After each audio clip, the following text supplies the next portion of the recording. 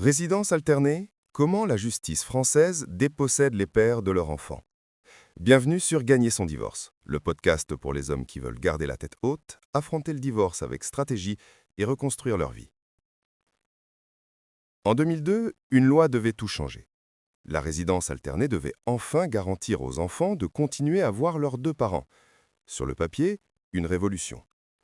20 ans plus tard, le constat est accablant. Plus de 4 enfants sur 5 vivent encore principalement chez leur mère. Et les pères? Ils restent massivement invincés. La loi existe, mais les tribunaux l'ignorent. Les juges continuent de confier l'enfant à la mère dans la grande majorité des cas, et les chiffres sont sans appel. Selon l'INSEE, 86% des enfants de parents séparés vivent chez leur mère. Seulement 2 à 3% chez leur père.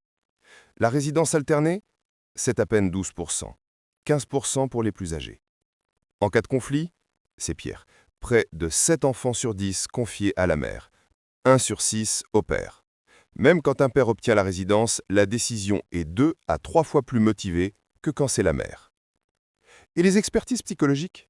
Celles défavorables au père sont toujours suivies. Celles défavorables aux mères, écartées. Le jeu est biaisé. Et pourtant, la science est claire. Toutes les études internationales le disent, l'alternance est bénéfique aux enfants. Moins de troubles psychologiques, des liens plus solides avec les deux parents, moins de conflits de loyauté. En réalité, ce n'est pas qu'une revendication paternelle, c'est l'intérêt supérieur de l'enfant. Alors pourquoi ça bloque en France? Parce que les préjugés de genre restent dominants. Beaucoup de juges considèrent encore qu'un enfant, surtout petit, doit rester avec la mère. Parce que la magistrature est massivement féminisée, plus de 70% de femmes.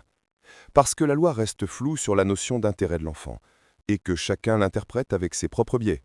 Et parce que la culture reste pro-maman, et même les avocats l'admettent, la balance penche rarement en faveur du père. Je l'ai déjà évoqué dans un précédent épisode.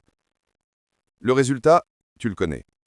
Des pères émincés, réduits à quelques jours de visite. Des enfants privés de leur père, avec des séquelles psychologiques réelles.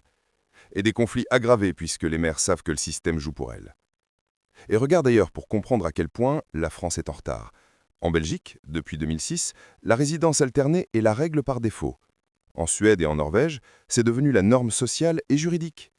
Ici, avec 12%, on reste dans l'exception. Un choix politique, un choix idéologique, pas une fatalité. Alors comment réagir si tu veux obtenir l'alternance? Premièrement, sache que la décision se joue dès la première audience. Dans 7 cas sur 10, ce qui est décidé dès le départ ne bouge plus. Ne rate pas ce moment. Deuxièmement, soigne ton dossier. Prouve que tu es organisé, disponible, proche de l'école, que ton logement est adapté. Montre ton implication. Troisièmement, propose une alternance réaliste. Pas besoin de 50-50 exact. Un 60-40 peut passer si ça respecte la stabilité de l'enfant. Quatrièmement, expose les incohérences de ton ex. Si elle multiplie les conflits ou manipule, documente-les.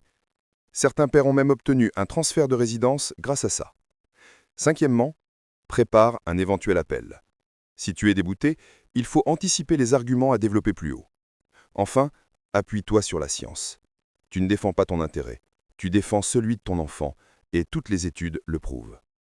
Alors retiens bien ça. La loi de 2002 avait promis l'égalité parentale. 20 ans plus tard, la justice française continue de déposséder les pères. L'alternance progresse, mais reste marginale. Si tu veux garder ta place, tu dois comprendre les biais du système, préparer ton dossier comme une arme et utiliser tous les leviers possibles, juridiques, psychologiques et scientifiques, pour te battre. Parce que c'est comme ça que tu peux, malgré tout, rester un vrai père et gagner ton divorce. Tu veux aller plus loin? Retrouve mes e-books et coaching personnalisés sur www.gagnersondivorce.com. À bientôt pour un prochain épisode.